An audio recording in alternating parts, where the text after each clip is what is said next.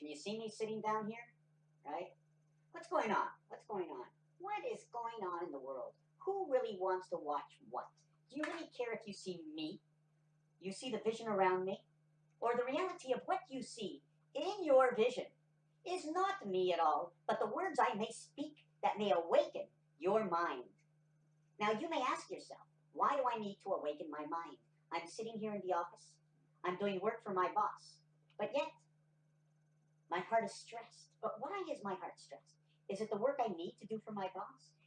Is it that I went on Facebook or I went on public media and I shouldn't even be using that? And it stressed me what he's doing, what they're doing, what we're doing.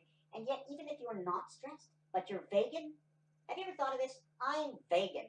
But did you know that if you are vegan and you get a vaccine, that in that vaccine they're killing animals in order to create? Animals are suffering for you to take your vaccine. So the more vaccines people take, the more the animals suffer. A lot of testing goes out on animals. Are you vegan? Are you looking at the chemtrails in the sky? Do you actually know what those chemtrails are doing other than what you hear, so it becomes hearsay? Do you know what anything is about, but without testing, without science? Can we actually know? Do we need to know what will save us, what will protect us? Because at the end, we do know that in every single scenario, death has done us apart. Who is us? Is it me and you, or between my soul and my spirit? Where have we gone? Where has everybody gone but down into the ground? Down into the ground. Where is your mind? How can you ponder and think and remember everything you've ever done in your life? Right? Right now, I just want to talk about this. Is there so much lost time out there? People are the worst pigs, the worst animals on this planet. Every time they speak, you have no idea for what reason they're actually speaking. Why do they want your attention? Am I telling you this? Try to believe everyone, at the same time believe no one at all. Why is your child coming to you and telling you this story?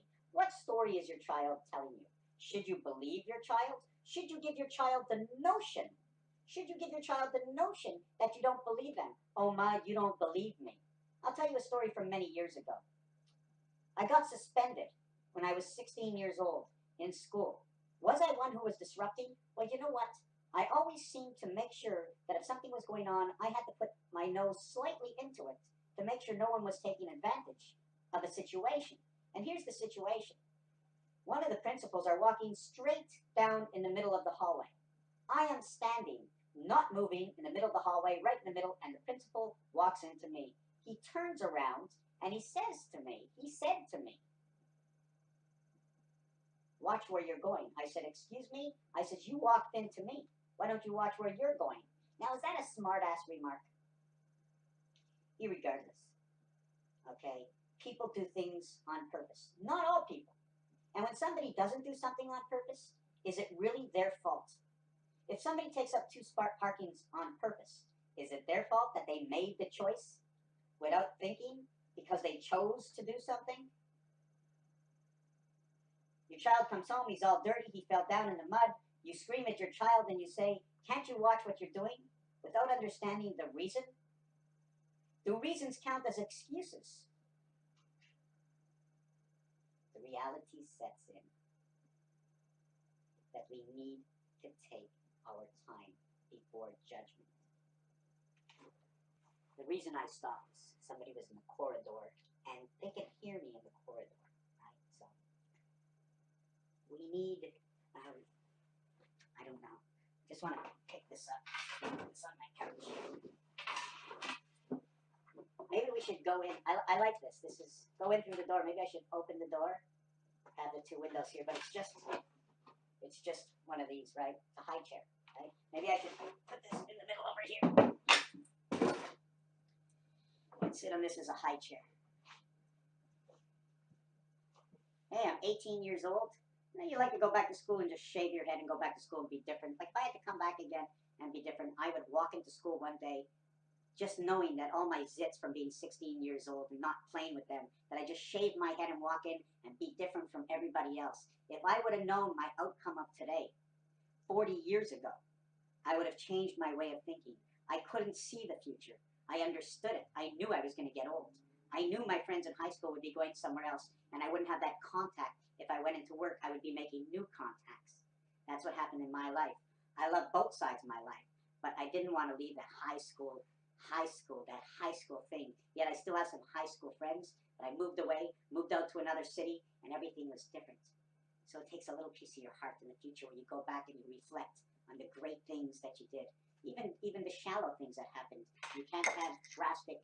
Anyways, I'm not even sure where I'm going with this video, other than I still like the fact that I was always that entertainer. Um, I don't even know where to go with this. The chemtrails in the sky. Does anybody really know what they're all about? The pharmaceuticals, the vaccines. Does anybody really know what's going on with these vaccines? Does anybody actually know what's going on in commercial advertising, in TV? Does anybody want to be a millionaire? Do you know why you want to be the millionaire? Do you know why you want more money? Why are we spending when we have enough money to live, yet we fall into debt? What is that reason for falling into debt? Is that debt affecting your mind and things you do every day?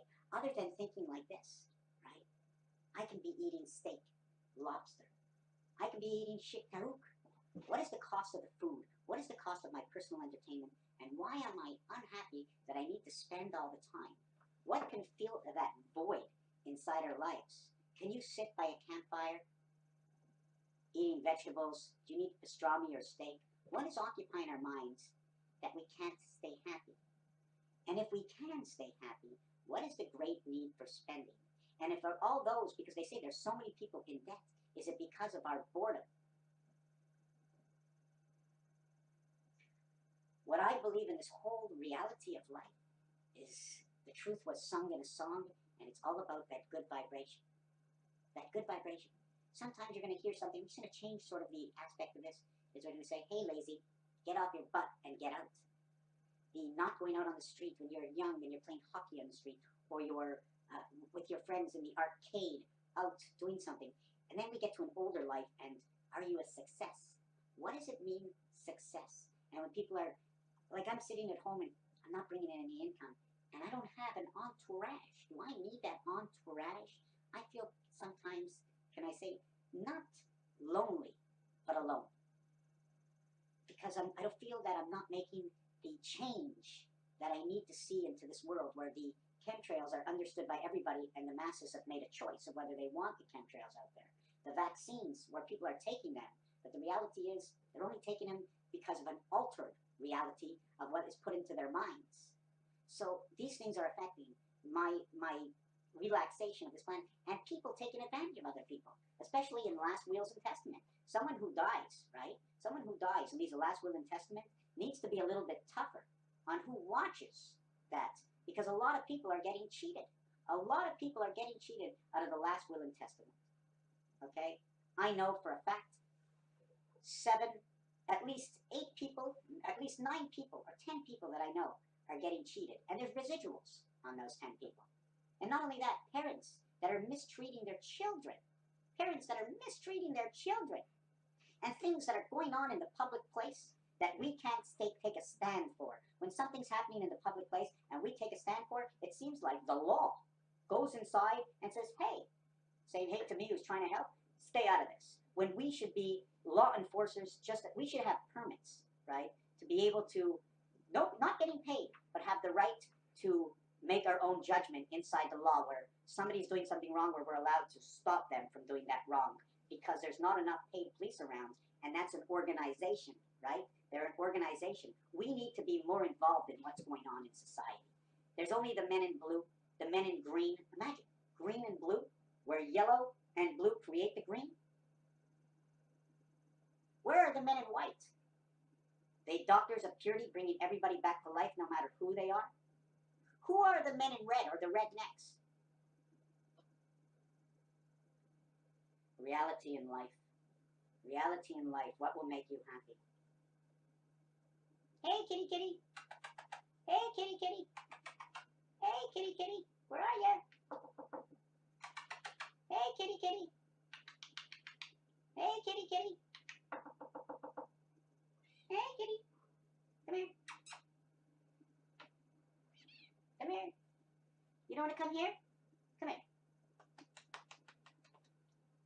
Cat's lying down on the couch upside down. Hold on a second. Let me go get a candy. I know she'll come for these. Come on, you want a trick? You coming next to me? Let's see you come next to me. Where are you? Here, kitty, kitty.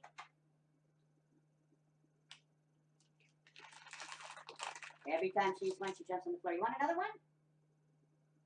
Come on, come on, come on. Where are you?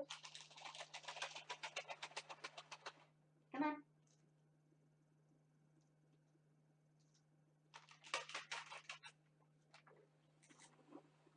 Let me pull the chair. Come here.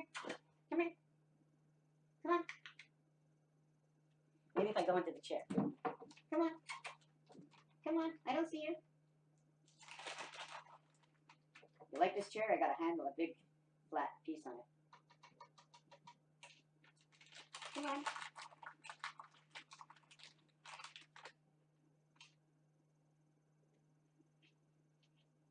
I don't know if she's blind. She can't see it. You want this?